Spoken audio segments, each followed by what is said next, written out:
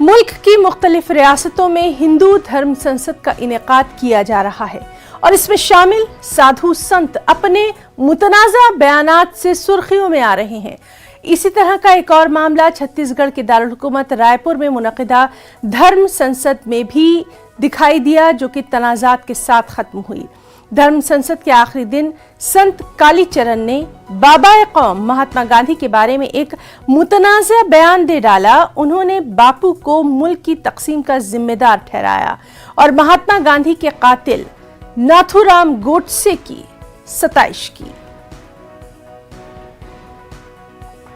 दो कब्जा है हमारे आंखों के सामने। ईरान, इराक, अफगानिस्तान तो पहले ही कब्जा चुके थे। बांग्लादेश और पाकिस्तान हमारे सामने कब्जाया, उन्होंने राजनीति के द्वारा कब्जाया। और नाथूराम गोडसे जी को नमस्कार है। नाजरीन, धर्म संसद